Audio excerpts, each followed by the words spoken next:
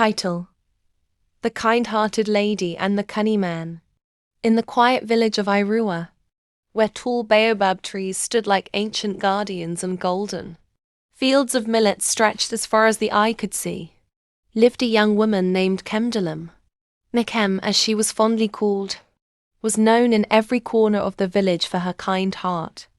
Her small mud hut, with its neat thatched roof, was a refuge for all, whether a hungry child, a weary traveler, or a neighbor in distress.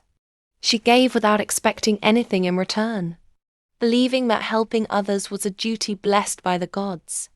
Each morning, Nkem rose with the sun to tend her small garden of ugu and bitter leaf. She would water the plants, sing softly to them, and thank the earth for its gifts. Whatever she harvested, she shared. At mealtime, her door remained open.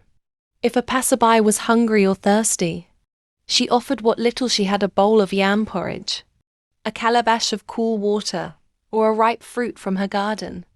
The villagers admired her generosity, and children often ran to her home, knowing they would find comfort there. One hot afternoon, as the sun blazed over Iruwa, a stranger appeared. He was tall but thin, dressed in a faded wrapper that hung loosely from his shoulders. He leaned heavily on a crooked walking stick, limping as he approached. His sharp eyes scanned the village carefully, though his face wore a mask of weariness. He introduced himself as Abina, a traveler who had lost his way. His voice was soft, his words gentle, and his expression filled with sorrow. "I am hungry, good woman," he said. "I have nowhere to rest my head.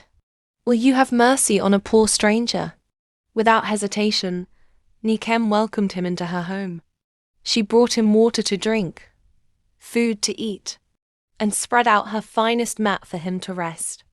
Obina thanked her, his voice sweet as honey. That night he slept soundly under her roof, and in the morning he offered to help with chores as a show of gratitude. Day after day, Obina remained. Part 2. He fetched water, helped weed the garden, repaired broken fences, and praised Nkem's goodness. "You are a rare gem, Nkem," he said. "Your heart shines brighter than the morning sun. The gods will surely reward you." Though Obina seemed humble, the villagers began to grow suspicious. They whispered among themselves at the market, "Who is this man who stays so long without moving on?" They asked. The young men kept a watchful eye on him, but Nkem, blinded by compassion, paid no heed to their warnings. To her, Obina was simply a man in need. One night, as the moonlight bathed the village, Nkem awoke and noticed Obina slipping out of the hut. When she asked where he was going, he smiled softly. "I go to the stream to offer prayers for you," he said. "May the gods continue to bless your kind heart." Touched, Nkem let him go. But in the morning, trouble arose. The chief's goats had vanished in the night, and tracks led towards Nkem's compound. Still, she defended Obina fiercely. He would never do such a thing, she insisted. But unknown to Nkem, Obina had been stealing from the villagers trading their livestock and goods in distant markets for cowries and beads. Weeks passed, and Obina's true nature remained hidden from Nkem's trusting eyes. Then one day, he came to her with a heavy heart and tearful eyes. "Nkem, my dear friend, I have received word that my brother in another village is gravely ill. I must go to him at once, but I have no cowries for the journey. Could you help me? I promise, upon my return, I shall repay you double." Without a second thought, Nkem gave him all she had, her small savings, her bride price, even the last gift from her late mother. Part 3. She watched him walk away along the forest path, her heart full of hope. Days turned into weeks. Weeks became months, but Obina never returned.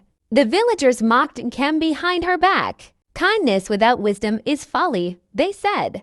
Ashamed and heartbroken, Nkem withdrew from the world. One quiet evening, as she sat beneath a great baobab tree, lost in sorrow, the village elder came to her. His voice was gentle, his eyes kind. "My daughter," He said a good heart is a blessing, but even the gods expect us to see with clear eyes. Let your kindness be guided by wisdom, for not all who smile at us mean well. Those words stayed with Nkem. From that day forward, she worked harder than ever. She planted more crops, sold her harvests in the market, and slowly rebuilt what she had lost. The villagers, seeing her strength and determination, came to respect her once more. When another stranger passed through Iruwa seeking help, Nkem welcomed him with food and water, but this time, she asked questions, watched carefully, and set boundaries. Her story became a lesson for the people of Iruwa. They learned that kindness is a treasure, but it must walk hand in hand with caution. As for Obina, some said the gods punished him for his deceit, while others whispered that he wandered the forests, haunted by guilt and regret. Nkem's tale was told to children by the fireside, a reminder that a generous heart is good, but a wise heart is better. The end. Moral lesson. Kindness is a gift, but it must always be guided by wisdom. Remember to like, comment, and share this video if you enjoyed it.